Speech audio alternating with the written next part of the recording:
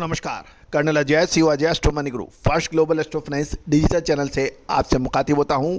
आज है 18 सितंबर सन 2024 बुधवार। दोस्तों, तेल तिलहन पर लगातार अपडेट और विश्लेषण देने वाला देश का पहला चैनल है। याद कीजिए, हमने आपको अगस्त महीने में ही सितंबर महीने में खाद्य तेलों की तेजी का अग्रिम अनुमान दिया था, जो कि अक्षर सत्य साबित हुआ। इसका प्रमुख कारण तेजी का एमआरपी पर एमएसपी पर यानी मिनिमम सपोर्ट प्राइस पर सोयाबीन की खरीदी की सरकार की घोषणा और उसके बाद बैक टू बैक खाद्य तेलों पर आयात शुल्क बढ़ाने का जैसा महत्वपूर्ण रहा।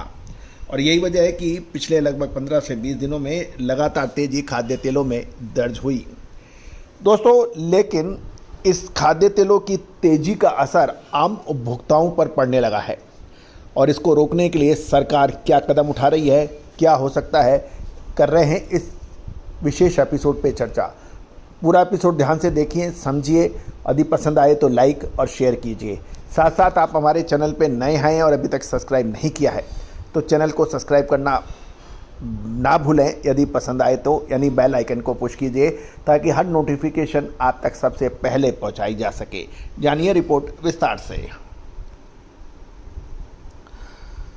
दोस्तों, विभिन्न खाद्य तेल संगठन एवं किसानों की पिछले लगभग 1.5 साल से एक पुरजोर मांग की जा रही थी।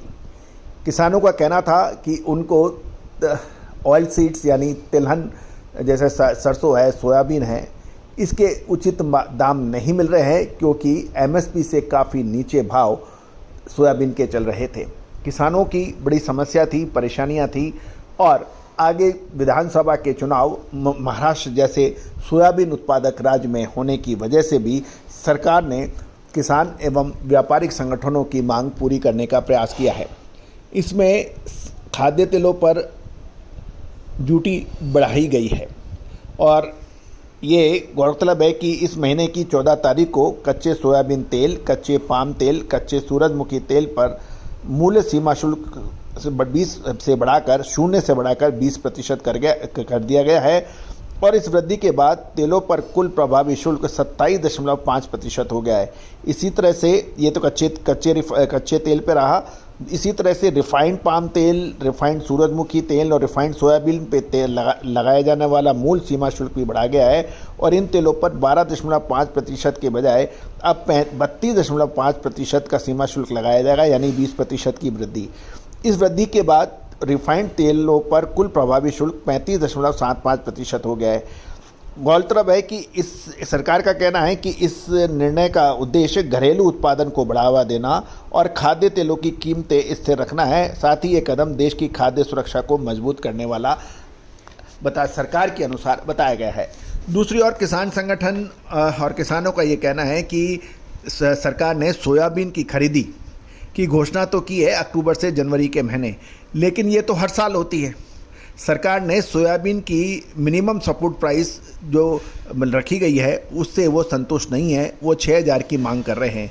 उन्होंने कहा कि जिस प्रकार खाद्य और बाकी वस्तुओं की दाम बढ़ रहे हैं उसके मुताबिक उन्हें सोयाबीन की खेती लाभप्रद नहीं हो रही है और यही वजह है कि वो 6000 रुपये की मांग कर रहे हैं।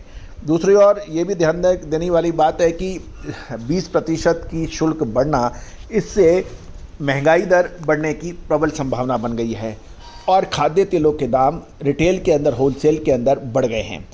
इन खाद्य तेलों को स्थिर रखने के लिए सरकार ने, खाद्य सचिव ने तेल उद्योग के प्रमुख संगठन जैसे solvent extract association of India, Indian vegetable oil producer association और सोयाबीन ऑयल प्रोड्यूसर एसोसिएशन के प्रतिनिधियों के साथ बैठक की।